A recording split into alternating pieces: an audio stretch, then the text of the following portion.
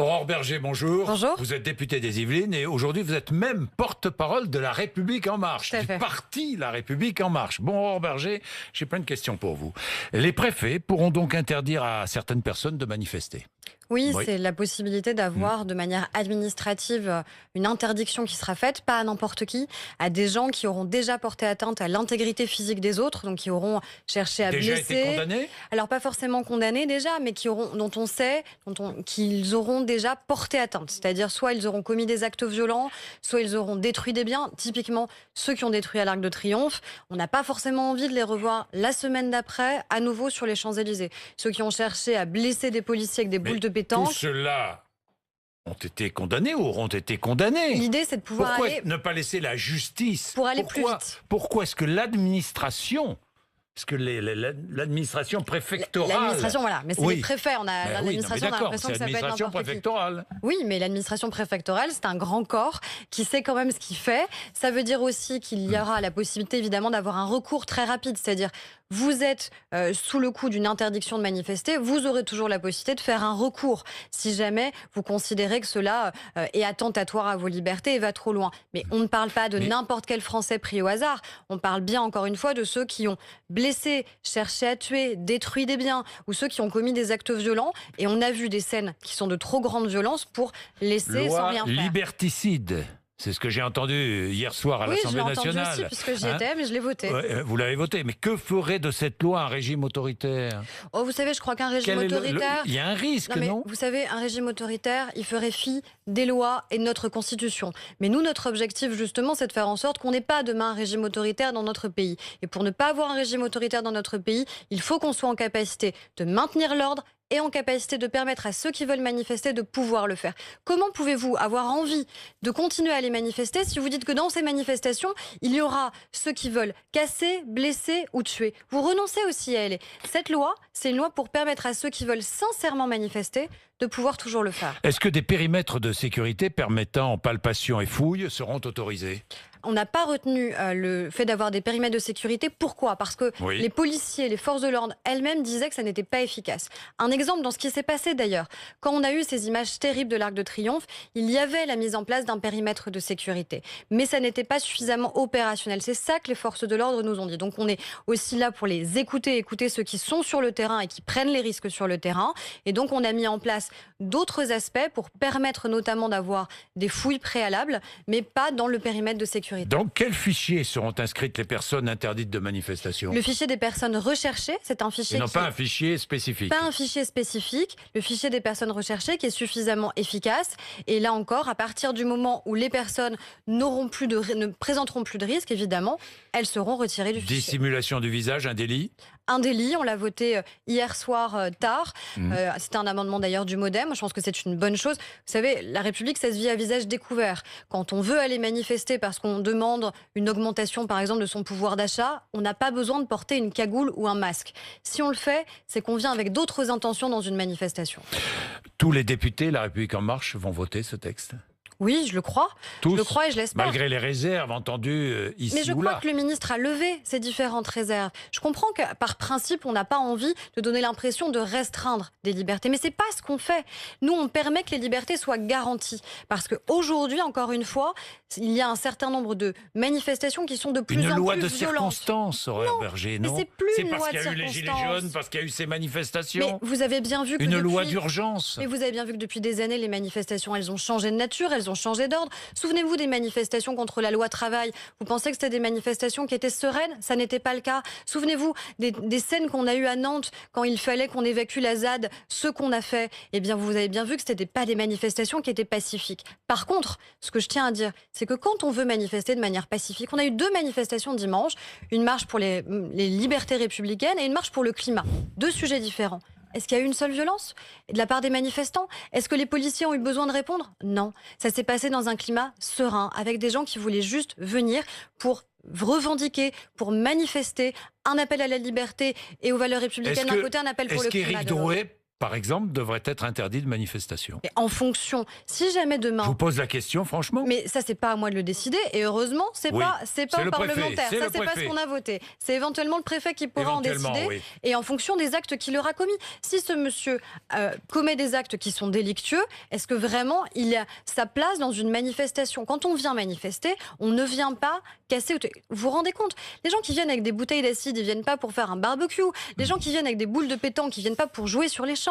Ils viennent pour tuer, pour blesser. Et on a plus de 1000 forces de l'ordre déjà dans notre pays qui ont été blessées. Boule de pétanque d'un côté, LBD de l'autre. Non. On ne peut pas mettre les choses sur le même plan. Alors, allez-y. Mais tout simplement parce qu'on ne peut pas mettre les choses sur le même plan. On a des gens qui viennent pour blesser ou pour tuer.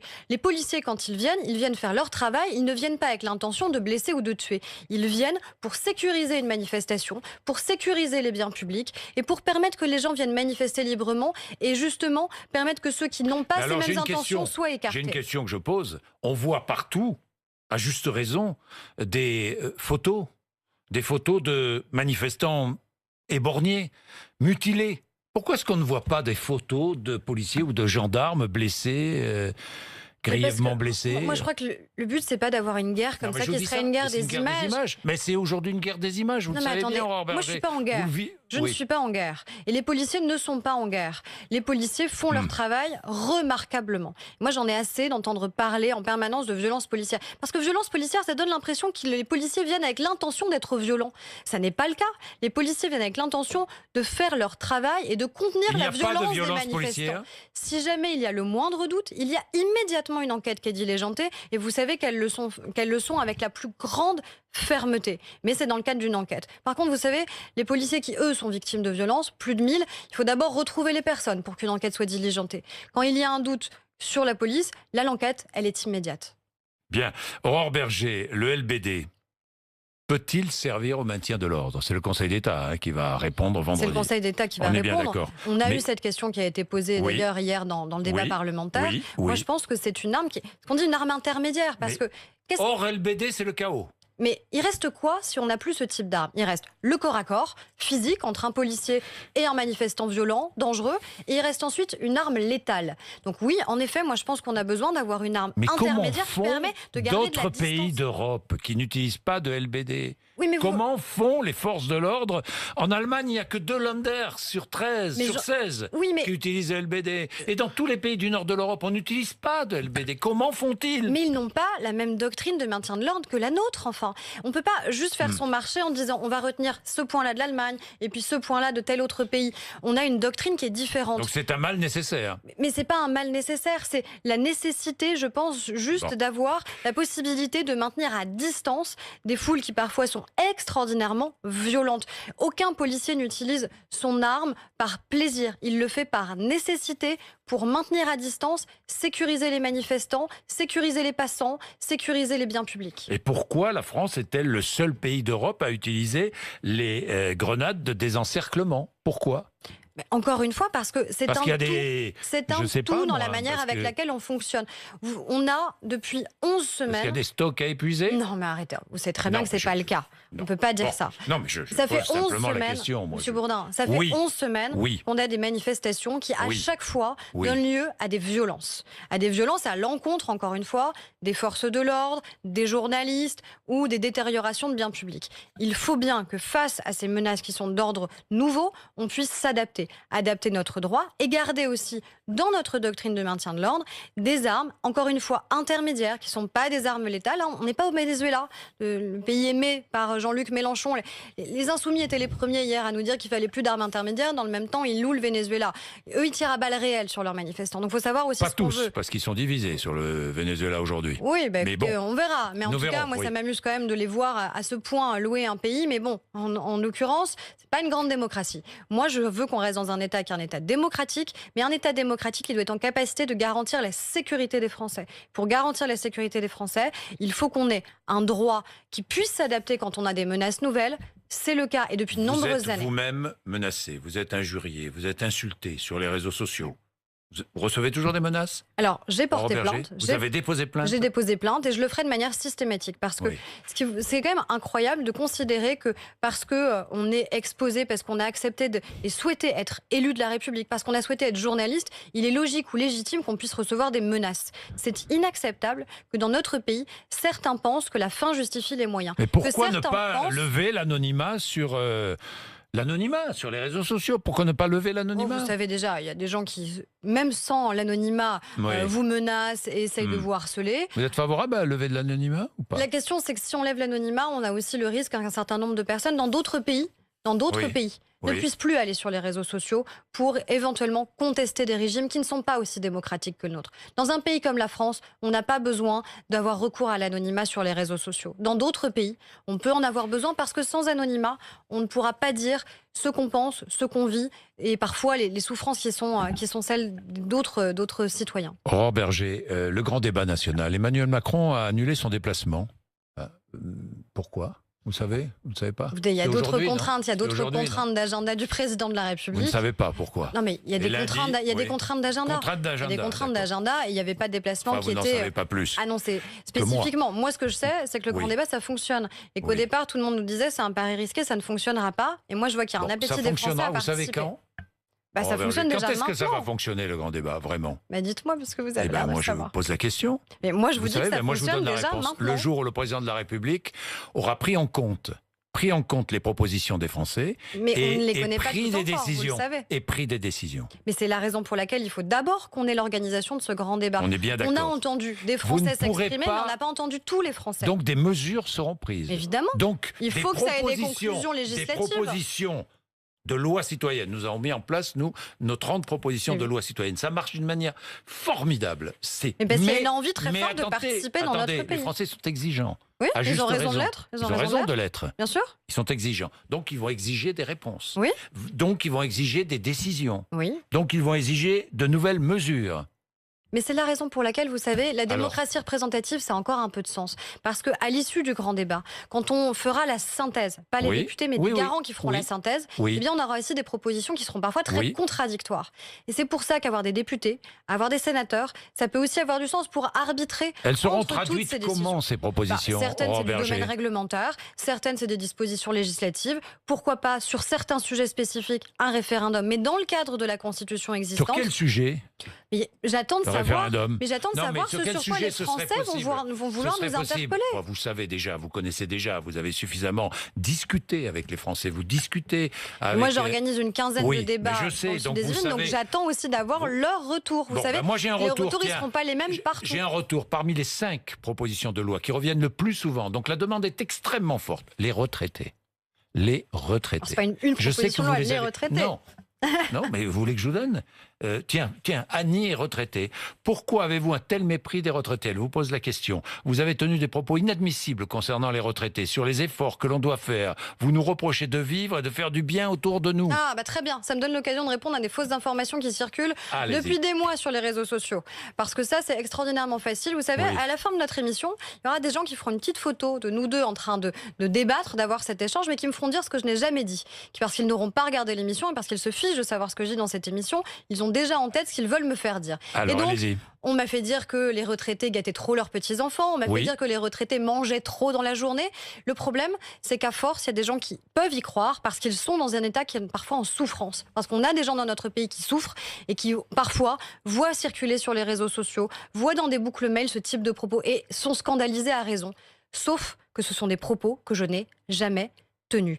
Faire tenir des propos à des hommes ou des femmes politiques, à des journalistes, des propos qui ne sont pas les leurs, c'est dangereux pour la Aurore démocratie. Berger, est-ce qu'il y aura un geste envers les retraités, vers les retraités, franchement, à la fin de ce grand débat? Mais Vous croyez ou pas? je ne sais pas parce que Vous je ne ne sais savez pas. pas, bon. On avait Eh ben, une raison très simple. indexation Mais des Jean-Jacques retraites. Bourdin, Alors, ni je vous vous ni pose- moi, non mais attendez, ni vous ni moi, on ne Je sait sais, ce qu'elle sera l'issue je- du grand débat mais- parce qu'on n'a pas encore Non. les retours de ce que nous Mais disent les moi, Français. je les Mais ai pas tous. pour l'instant. Je pense Eh que ben, vous avez des écoutez, milliers de Aurore contributions, Berger, mais pas écoutez, toutes. lorsque beaucoup de nos auditeurs demandent une indexation des retraites sur le coût de la vie ou sur l'augmentation moyenne des salaires. Vous dites quoi? Vous êtes favorable ou pas? On a augmenté les pensions de retraite de de 0,3. Mais Oui, je sais que pour un certain nombre de Français... Non, c'est pas ridicule parce que... C'est pas ridicule, ça représente rien, Non, Aurore Berger. ça représente Comparativement pas rien. au coût de la vie, ça représente rien. Jean-Jacques Bourdin, ça représente pas rien par rapport aux finances publiques. Et dans le même temps, les mêmes qui nous disent il faut réindexer, nous disent je veux payer moins d'impôts à la fin du mois.